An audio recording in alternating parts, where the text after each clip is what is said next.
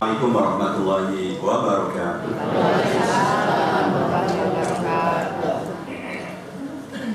Alhamdulillahilladzi anzala 'ala 'abdihi al-kitaba wa lam yaj'al lahu 'iwajan qayyima. Alhamdulillahilladzi arsala rasulahu bil huda wa dinil haqqi liyudhhirahu 'ala dini kullihi wa kafaa billahi shahida.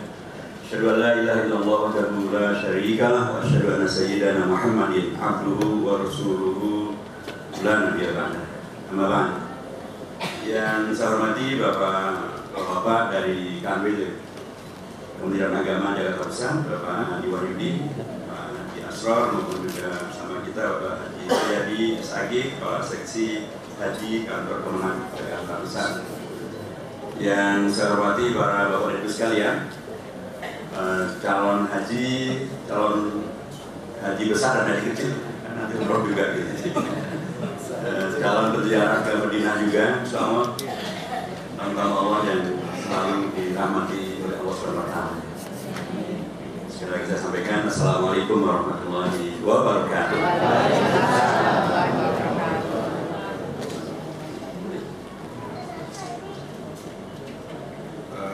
Saya kelihatan dulu ya di belakang ya Bapak ya. Nggak usah berdiri kan.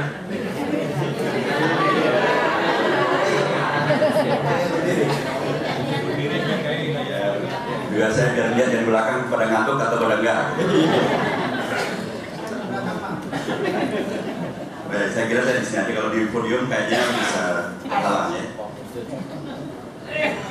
Baik Bapak yang saya tahu dan juga saya hormati, alhamdulillah Allah memudahkan Bapak dan Ibu semuanya untuk merealisasikan niat suci melaksanakan ibadah haji. Rukun Islam yang paling tinggi nilainya, karena menurut para ulama mengapa haji adalah rukun Islam yang sangat tinggi nilainya dan paling tinggi dan paling utama, karena dalam hajilah terkumpul segala rukun Islam dari yang pertama sampai yang keempat. Terkumpul rukun pertama, karena tidak mungkin bahwa dibuskan haji bukan lillah, kan? Batinul haji wal umrata lillah. Karenanya itulah pasti haji didasarkan kepada realisasi dari pengakuan syahadat kita, ya kan? Kita bersyahadat asyhadu an la ilaha illallah wa asyhadu anna muhammadar rasulullah. Karena kita meyakini kebenaran Allah dan Rasulnya, Allah dan Rasul memerintahkan kita berhaji, kita melaksanakan haji. Itu pasti juga akumulasi dari kita melaksanakan rukun Islam yang kedua, yaitu sholat. Karena mungkin kita akan bisa kemudian berangkat haji, melakukan pengorbanan yang luar biasa. Kalau setiap hari saja kita nggak biasa mengorbankan waktu kita untuk sholat. Kalau kita nggak sholat 5 waktu, kira-kira kepikiran haji atau enggak? Kira nggak bakalan. Ini juga realisasi dari kelanjutan dari zakat kita. Karena kan memang yang diwajibkan berhaji adalah man istata'a ilaihi sabila. Kalau orang nggak bisa zakat, apa wajib haji? Ya, jadi karena kita wajib zakat, itu adalah awal kita akan kemudian diwajibkan untuk haji. Dan ini juga kelanjutan dari puasa kita selama 1 bulan Ramadan lamanya. Karena dalam haji memang banyak sekali juga kita jaga. Man hajja wa lam yada' qala zur wal amal bihi. Atau man hajja, diharamkan haji itu al-fusuq buat rafat. Jadi segala yang kemudian membatalkan puasa adalah membatalkan haji secara prinsip. Jadi karenanya kita terbiasa untuk melaksanakan puasa, insya Allah akan jadi terbiasa menjadi melaksanakan haji. Kalau puasa dan sholat dan syahadat hanya terkait dengan faktor spiritual secara prinsip, maka haji ada sekaligus faktor spiritual dan faktor yang terkait dengan masalah material. Jadi kedua-duanya tergabung. Bahkan dalam haji ada sisi di mana Bapak dan Ibu sekalian akan meninggalkan keluarga yang kita cintai semuanya, kampung halaman yang kita cintai semuanya, tetangga-tetangga, kantor yang kita cintai semuanya, kita tinggalkan dalam waktu yang tidak pendek. Bahkan kalau yang reguler bisa sampai 1 bulan lebih. Meninggalkan yang kita cintai ini adalah sebuah hal yang berat, pasti. Tapi itu kita kerjakan karena cinta kita kepada Allah dan Rasul. Itulah seterusnya. Kemudian Bapak dan Ibu hormati, saya berdiri di sini mungkin karena tadi disebutkan di dalam pembukaan, ya alhamdulillah saya pernah tinggal di Madinah hanya sebentar saja, hanya 13 tahun saja. Dari tahun 1980, 1 Januari 1980 sampai 12 Oktober 1982. Karena tadi kami Allah pada saya diberikan kesempatan untuk bisa kuliah di Madinah, S1, S2 dan S3 di sana. Semuanya gratis karena saya diberikan beasiswa. Dan beasiswanya ini tanpa ikatan dinas apapun, sehingga kami pulang Indonesia bebas, mau jadi apa saja terserah kita gitu ya. Dan selama kami di sana memang kemudian ya alhamdulillah bisa haji mungkin ya hanya sekitar 7 kali saja. Karena nggak ada kuota-kuotaan kan kalau yang dari Saudi kan, dan nggak perlu ongkos yang mahal. Apalagi kami yang anak mahasiswa kan backpacker saja, bisa tidur di pinggir jalan, hanya pakai gelas sajadah, nggak perlu hotel, nggak perlu ini, cukup kita bawa tenda. Kadang-kadang kita juga di masjid juga selesai. Jadi kalau umroh ya alhamdulillah nggak tahu udah berapa kali nggak gitu. Tapi mungkin karenanya saya ingin diminta untuk berbagi terkait dengan pengalaman bagaimana sih kita mengelola dan memaksimalkan keberangkatan kita untuk ke Makkah dan Madinah, supaya ya sudah bayar mahal gitu ya. Sekarang kami DPR alhamdulillah 2 periode ini berhasil untuk menekan biaya haji dan turun dari yang seharusnya. Itu setelah kami menggebrak-gebrak gitu. Saya di komisi DPR di komisi 8, kemarin komisi 8, sekarang saya pindah ke komisi 1. Ya alhamdulillah kita mencoba untuk ya bagaimana agar haji yang kita kerjakan dengan susah payah ini, yang sudah pun mungkin antri, sekarang antrinya sudah berapa tahun? Sudah 5 tahunan gitu, alhamdulillah ini belum panjang. Yang ke depan bisa antri 15 tahun, 19 tahun. Kalau di beberapa daerah di Jawa Timur dan di Sulawesi bisa sampai 25 tahun. Karenanya penting untuk kita maknai betul bahwa keberangkatan kita jangan kemudian hanya asal mabur saja. Kita ingin menjadi haji yang mabrur, bukan yang mabur. Mabur itu bahasa Jawa ya, artinya asal terbang aja, terbang, kabur gitu ya. Terbang. Di sana sekarang lagi musim panas, maka kita inginnya bukan haji yang bukan karena cedal, ya, bukan karena omongannya apa namanya pelo kalau orang Jawa, cedal bahasa Indonesia ya. Jadi mesti haji mabrur, tapi dia hanya mablul saja. Mablul itu adalah haji yang hanya berkeringat, hanya kan sana panas nih, lagi musim panas, pasti akan kita akan keringatan. Jadi jangan hanya kita dapat capeknya saja, dapat keringatnya saja. Hajinya haji yang mablul. Kita ingin haji yang mabrur, bukan haji yang mablul. Nah itu mungkin karenanya pengalaman kami dan mungkin yang lainnya bisa juga bermanfaat untuk bagaimana agar keberangkatan yang sudah dinanti sekian lama, antrinya sekian panjang, nabungnya juga sekian lama, harganya pun juga tidak murah, meninggalkan keluarga, meninggalkan semuanya. Bahkan dulu kalau dalam ajaran Imam Al-Ghazali, berangkat haji itu betul-betul harus dimaknai sebagai berangkat ke akhirat. Karenanya jangan pernah mikir kembali. Karenanya bahkan kata beliau, sebelum berangkat tuliskan wasiat. Apa saja yang kemudian layak untuk kemudian dilanjutkan oleh keturunan kita, atau anak kita, apa keluarga kita gitu ya. Sehingga kalau memang Allah menakdirkan nggak kembali betulan, nggak ada masalah. Karena semua sudah selesai. Terutama kalau ada yang masih punya utang. Jangan kemudian utangnya jadi masalah nanti. Atau warisan-warisan atau amanah apapun terkait dengan amanah mungkin sebagai keluarga, amanah dalam konteks sosial, jabatan, amanah dalam konteks hubungan apapun, janji-janji yang barangkali. Termasuk juga kalau kita mempunyai, Rasulullah kan salah satu sunnahnya adalah melanjutkan silaturahim. Para sahabat dahulu termasuk yang akan mereka silaturahimi adalah pihak-pihak yang selalu disilaturahimi oleh Rasulullah. Nah penting juga karenanya mungkin menyampaikan kepada anak-anak kita, Bapak ini suka atau sering silaturahim dengan Bapak ABCDR, Ibu dengan Ibu ABCDR, supaya anak-anak kita nanti bisa melanjutkan. Tapi ini tentu bukan nakut-nakuti Bapak sekalian. Bukan nakut-nakuti ini berangkat haji nggak sebelah lagi. Nanti malah jalannya Pak kalau gitu nggak usah jadi haji aja deh. Enggak. Karena kalau bapaknya meninggal itu nggak usah ke Mekah. Di Jakarta juga kalau mau meninggal tinggal aja gitu. Banyak banget kan cara meninggal Jakarta ini. Dulu nggak pernah ada angin puting beliung, sekarang sering kejadian tuh. Tiba-tiba kemudian nggak kita sadari, kita jalan pakai mobil, ada angin puting beliung, pohon roboh kena mobil kita. Takdir Allah selesai di sana. Macam-macam lah. Kawan-kawan kami di DPR kan gitu juga. Ada yang ini ada cerita sedikit itu. Waktu saya memimpin delegasi bersama dengan ketua DPR untuk ke Gaza, kami masuk ke Gaza. Dan tiba-tiba informasinya malam hari sebelum kami pagi hari ini masuk ke Gaza, Israel membombardir Gaza dengan serangan udara seluruh Gaza, terutama Gaza utara dan selatan diserang. Nah pagi-pagi ternyata kan kami dapat informasi itu. Begitu kami masuk ke bus untuk masuk ke Gaza, mereka mulai meributkan, bagaimana ini? Nanti kalau Gaza diserang lagi oleh Israel dan kita kena bagaimana?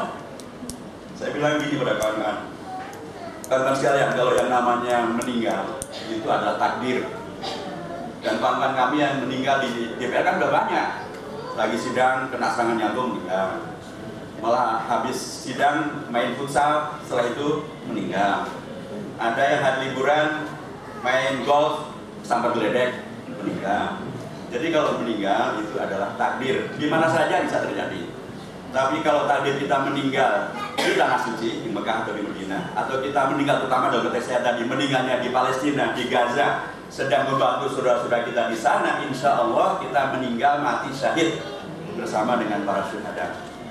Dan kalau itu yang terjadi, maka insya Allah kita akan mendapatkan di antara pahalanya akan para syuhada itu akan nanti diterima oleh 70-an bidadari di surga. Kawan bangsa dalam semangat gitu kan. Nah, di antaranya kemudian berdiri Pak Hidayat, waduh 70 itu kebanyakan Pak, saya minta DP-nya 1 saja di dunia ini. Minta DP itu. Jadi ini sekali lagi saya ingin kembali kepada pernyataan Imam Al-Ghazali tadi, bukan untuk nakut-nakut enggak sama sekali, karena namanya meninggal itu sudah takdir, di mana kita meninggal sudah dicatat di Lauhul Mahfuz sana. Hanya itu ada usaha manusiawi supaya kalau kita nanti berangkat ke sana itu kita juga nggak mikir-mikir tentang kalau kita punya perusahaan, udah ada yang ngurusi siapa yang nanti yang akan melanjutkan usaha kita, siapa yang akan melanjutkan silaturahim, siapa yang akan melanjutkan. Kalaupun misalnya terkait dengan pembagian waris sudah juga jelas, sehingga tidak kita meninggal nanti kemudian anak turun kita udah berantem, kan ngeri sekali itu. Tentu kita tidak bayangkan itu. Tapi kalau saya sampaikan sekali lagi, itulah para ulama memberikan pendekatan itu dalam rangka agar kita khusyuk betul. Kita haji itu khusyuk, kita nggak lagi mikir tentang hal yang belakang sana. Kalau Allah menakdirkan kita untuk bisa kembali ke Indonesia, ya toh itu nanti akan kembali sebagaimana biasa. Tapi kalau Allah menakdirkan kita, dan mohon maaf banyak orang saya waktu itu dikomplain oleh pihak Saudi Arabia. Kenapa sih orang-orang Indonesia kok sangat semangat untuk haji, terutama yang sepuh-sepuh? Kenapa nggak yang muda-muda aja yang berangkat haji? Saya katakan yang sepuh itu berangkat haji karena banyak juga yang bercita-cita untuk dikuburkan di tempat di mana Siti Khadijah dikuburkan, tempat di mana Siti Aisyah dikuburkan, tempat di mana Rasulullah dikuburkan, tempat di mana Abu Bakar dikuburkan. Karena mereka paham dari pengajian yang diajarkan oleh para guru mereka bahwa mereka akan dibangkitkan bersama dengan orang-orang yang dikubur di tempat di mana mereka dikuburkan. Siapa yang ingin dibangkitkan bersama dengan Rasulullah? Siapa yang tidak ingin dibangkitkan bersama dengan Khadijah, dengan Aisyah? Jadi sekali lagi saya menegaskan, ini bukan untuk nakut-nakutin, bukan sama sekali. Tapi begitulah kehidupan, kita semuanya salah paham lah. Apalagi ada serangan jantung. Kemarin kita kehilangan Ustazah Profesor Dr. Tuti Alawi. Sebelumnya kita kehilangan Imam Besar Istiqlal, Profesor Dr. Haji Ali Mustafa Yaakob. Kalau Ibu Tuti sempat dirawat di rumah sakit, teman-teman. Kalau Pak Ali Mustafa Yaakob nggak pakai sakit. Habis sholat subuh, beliau merasa kerangan badan, minta diantar ke rumah sakit, dipanggil Allah. Kalau saya bunuh diri, saya ingin banget ya gitu. Saya mengatakan lagi bahwa berangkat haji ini adalah untuk kita betul-betul memaksimalkan karunia Allah yang bernama nikmat berangkat haji. Nggak kepikiran lagi dengan hal yang di rumah. Udah di rumah semua udah kita urusin, kita beresin, semuanya clear. Kita berangkat dengan aman, dengan tenang. Kalau Allah menakdirkan kita kena apa-apa di Mekah dan di Madinah, kita juga sudah pasrah. Tapi kalau Allah menakdirkan kita kembali ke Indonesia, dan mayoritas mutlaknya insya Allah akan kembali ke Indonesia, maka itu juga menjadi bagian dari yang insya Allah tidak akan menjadi masalah. Oh ya, hormati, terkait dengan keberadaan di Mekah dan di Madinah, sekali lagi tadi saya sampaikan ini adalah keberadaan yang amat sangat mahal. Bukan mahal dari sisi rupiahnya, mahal dari sisi jarangnya kesempatan ini bisa kita dapatkan. Ada kuota, ada kondisi-kondisi yang mungkin karena faktor bahwa ibu sekalian, mungkin kesehatan, mungkin pekerjaan, mungkin ngantri dan lain sebagainya. Tidak mungkin setiap waktu kita bisa berangkat bersama. Karenanya memaksimalkannya menjadi sangat penting. Salah satu dari yang perlu dimaksimalkan menurut saya adalah kadang-kadang kita lupa memaknai bahwa kita berangkat ke Mekah dan Madinah itu sesungguhnya sekaligus kita sedang berada di tempat di mana dahulu Rasulullah lahir, dibesarkan, memperjuangkan al-Islam, sabar dalam berdakwah, dan kemudian berhasil menghadirkan al-Islam yang membawa kepada masyarakat yang berperadaban, masyarakat yang madani, dan bahkan dakwahnya menyebar sampai ke seluruh dunia. Beliau berhasil mengatasi beragam konspirasi, beragam musibah, beragam fitnah, tanpa kemudian beliau terjebak untuk menjadi radikalis, menjadi teroris. Beliau tetap mengajarkan Islam yang moderat, Islam yang rahmatan lil alamin, tapi tegas untuk kemudian bisa mengalahkan seluruh konspirasi, yaitu Yahudi maupun musyrik. Kadang-kadang kita lupa untuk memaknai bahwa keberangkatan kita ke sana adalah kita sedang menghirup udara yang dahulu juga dihirup oleh Rasulullah SAW. Kita akan meminum air Zam-Zam yang dulu juga diminum oleh Rasulullah SAW. Kita akan sholat di masjid di mana dulu Rasulullah sholat. Kita akan tawaf sa'i di tempat di mana Rasulullah dalam juga tawaf dan sa'i. Kita juga akan melakukan beragam kegiatan di masyair, apakah di Mina maupun di Muzdalifah maupun di Arafah, tempat yang dahulu juga Rasulullah. Saya kira dua kondisi yang berbeda. Sekedar kita melaksanakan haji dengan segala rukun dan syaratnya itu, dengan sekaligus mengkaitkan bahwa inilah tempat-tempat, inilah kondisi-kondisi, inilah udara, inilah tanah, inilah air yang dahulu dinikmati oleh Rasulullah dan para sahabat. Maksudnya apa? Maksudnya agar dengan demikian maka semakin terinternalisasi lah bahwa kita ini sesungguhnya bisa juga menjadi bagian seperti para sahabat-sahabat Rasulullah. Artinya karena dulu Rasulullah juga pernah menyampaikan tentang ummatikal matar, kata beliau, umat saya ini seperti hujan, la yudra awwalu khairun am akhir. Tidak bisa dipastikan secara mutlak yang paling baik itu adalah yang di awal atau di akhirnya. Di akhir adalah di antara kita yang akan sekarang ini. Bahkan beliau pernah menyampaikan tentang bahwa yang beliau maksudkan dengan balil tahiyati li ikhwan, kata beliau, sampaikan salam saya kepada ikhwan saya, kepada sahabat saya, maaf, kepada saudara-saudara saya. Para sahabat mengatakan alasna min ikhwanika ya Rasulullah, bukankah kami adalah saudara-saudara wahai Rasulullah? Dia mengatakan antum ashabi, Anda semua adalah sahabat-sahabatku, tapi saudara-saudaraku adalah mereka yang akan datang nanti belakangan. Jadi kita bisa menjadi bagian dari apa yang dahulu disebut dari Rasulullah SAW. Setelah itu kita internalisasikan, rasanya kemudian kita akan gak tega melihat Rasulullah nanti akan kecewa dengan keberadaan kita di sana. Lawang sudah di sana jauh-jauh, mahal-mahal, kok tidak dimaksimalkan. Karenanya sekalipun saya paham bahwa ya shopping itu ya manusiawi gitu ya, jalan-jalan juga manusiawi, tapi memaksimalkan untuk kemudian beribadah, zikir, tafakkur, kemudian membaca Al-Quran, mengkaji kitab-kitab yang baik gitu ya, adalah hal yang diutamakan. Kalau bisa kemudian berkomunikasi, kan banyak jemaah juga dari sana yang datang dari beragam negara, komunikasi dengan mereka, syukur-syukur bisa meluaskan bukan hanya wawasan tapi juga relasi. Bapak Ibu sekalian juga dengan bisnis pasti di akhir dipentingkan adalah relasi. Dan itu yang hadir ke Mekah Madinah adalah Masya Allah peluang bisnis yang amat sangat besar. Dan itu bukan hal yang sepenuhnya diharamkan. Al-Quran menyebutkan dia syahadu mana fi'alahu, agar dalam beribadah haji itu kita juga mendapatkan manfaat.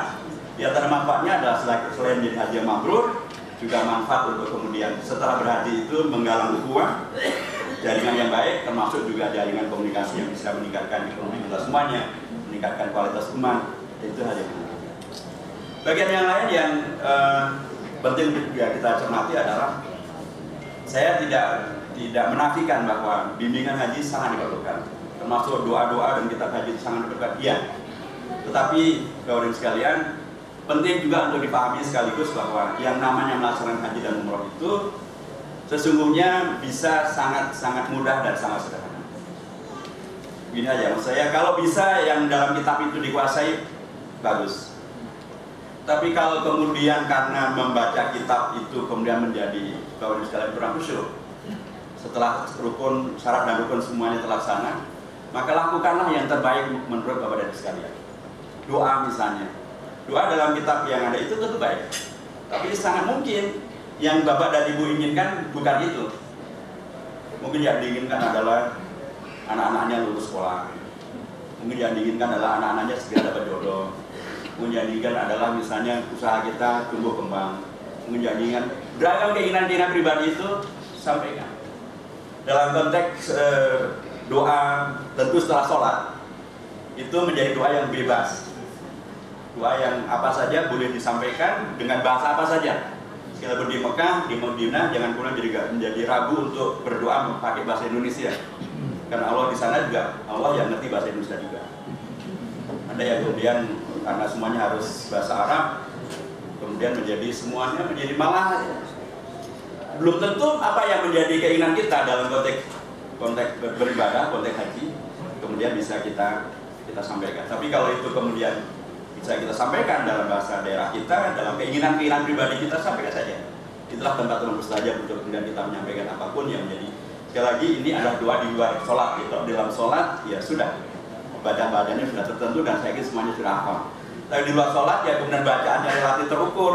Itu hanyalah bacaan di antara rukun yamani sampai ke Hajar Aswad saja, Rabbana atina fid dunya hasanah itu saja. Selebihnya itu adalah bebas untuk kemudian disampaikan. Membaca yang ada bagus, tapi sekali lagi kalau Bapak dan Ibu sekalian mempunyai kepentingan khusus, bacalah dengan apa yang menjadi kepentingan khusus, pakai bahasa Indonesia boleh, pakai bahasa Betawi juga bisa, bahasa Jawa boleh, bahasa yang lainnya juga boleh. Insya Allah sekali berharap sekali lagi Allah pasti juga sangat paham dengan bahasa-bahasa kita sampaikan. Jangan sampai kayak cerita orang Betawi naik haji, kemudian dia beli radio dan beli tape, dia nanya dulu kepada si penjual radio dan tape-nya, ini nanti kalau gua bawa ke Jakarta, dia ngerti bahasa Indonesia nggak ya? Dia bisa pakai bahasa Indonesia atau tidak? Dikiranya kalau dibelinya di Arab atau radio dibelinya di Arab, ya pasti dimanapun akan pakai bahasa Indonesia ya pakai bahasa Indonesia. Terus sekali lagi inilah satu kondisi yang sesungguhnya penting untuk kita maksimalkan, karena kadang-kadang kita terpaku dengan apa yang sudah tertulis. Padahal sangat mungkin lagi-lagi doa yang kita inginkan bukan yang ditulis itu.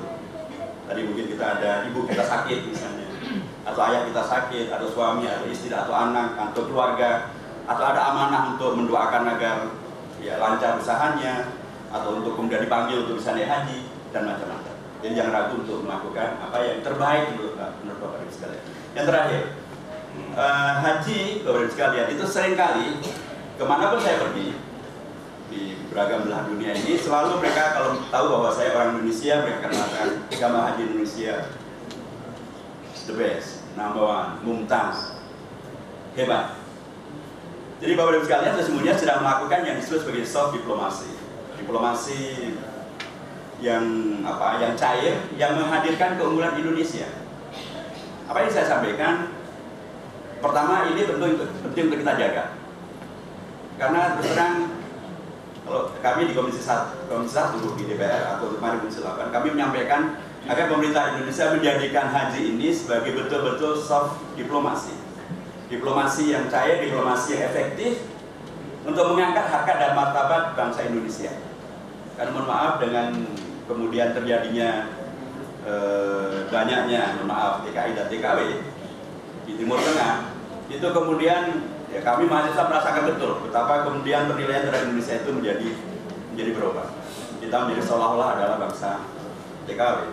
Lalu TKW bukan hanya serta-merta itu, tapi kesan ini menjadi tidak konstruktif. Karena apa? Banyak nanti dapat-dapatnya. Investasi ke Indonesia ini tidak ada yang besar-besaran dari negara-negara telur. Karena mereka mengira kita masih kelas TKW. Kita belum bisa mengelola bisnis-bisnis kelas besar. Padahal kalau kemudian yang kita jadikan diplomasi ini adalah jamaah haji sebagai ujung tombak diplomasi kita, mereka akan tahu bahwa Indonesia ternyata hebat, jemaah hajinya hebat-hebat. Dan kalau itu dilakukan, maka sekali lagi Bapak Ibu sekalian, insya Allah pahalanya akan bukan hanya berhenti 3 haji, ternyata juga berkahnya sampai kepada Indonesia juga.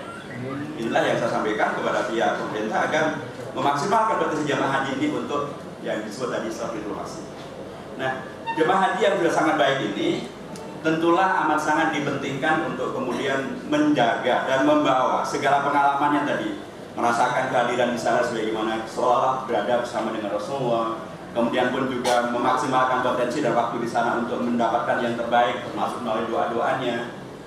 Termasuk tadi kemudian memaksimalkan seluruh citra positif untuk kemudian dibawa sampai ke Indonesia, untuk kemudian menjadi bagian dari sumbangsih berkah dari haji kita dan bukti kemakmuran kita untuk bangsa Indonesia, untuk umat Islam di Indonesia setelah Bapak Ibu sekalian nanti pulang kembali ke Indonesia. Tadi ngobrol-ngobrol dengan Pak Yadi, kalau misalnya dulu IMHI itu dihidupkan lagi dengan efektif, saya kira sangat baik. Setiap tahun seluruh Indonesia ada tidak kurang dari 200.000 jemaah haji. Kalau kemudian dari 200.000 yang katakanlah yang aktif, separuhnya saja 100.000, itu luar biasa. Setiap daerah, setiap kecamatan, setiap kelurahan, bahkan mungkin setiap RW ada jemaah haji. Ada yang selalu memberikan pencerahan kepada warga agar kita tidak terjebak kepada terus-menerus menjadi yang bermasalah, karena Indonesia sekarang macam-macam sebutannya, ada disebut sebagai darurat moral, darurat narkoba, darurat kejahatan pada perempuan, darurat kejahatan pada anak-anak. Nah, insya Allah dengan kehadiran dan keberkahan dari Bapak Ibu sekalian karena berhaji dan pulang ke Indonesia meninggalkan kembali ingatan kita tentang Rasulullah, tentang para sahabat, tentang Mekah, tentang Madinah, tentang bahwa Indonesia ini juga bisa dinilai sebagai keunggulan dengan para jamaah haji. Kalau itu kemudian bisa disampaikan ke dalam keluarga kita masing-masing, lingkungan kita, majelis taklim kita, tempat-tempat di mana kita berada, insya Allah itu akan menjadi bukti betul-betul tentang kemakmuran daripada haji dari Bapak Ibu sekalian. Dan dengan cara itu maka keberangkatan kita tidak sia-sia. Berangkat kita ya jauh-jauh pakai uang yang tidak sedikit, meninggalkan keluarga, meninggalkan segala yang kita cintai, insya Allah betul-betul akan menjadi berkah. Dan saya mendoakan akan keberkahan ini dan akan kemakmuran daripada haji Bapak dan Ibu semuanya. Selamat mempersiapkan diri untuk berhaji, selamat memaksimalkan kesempatan di Mekah dan di Madinah, dan selamat nanti mengimplementasikan, mengamalkan seluruh kebaikan yang diterima di Mekah dan di Madinah untuk keberkahan dan kebaikan umat dan bangsa di Indonesia. Assalamualaikum warahmatullahi wabarakatuh. Klik like, share, dan jangan lupa subscribe.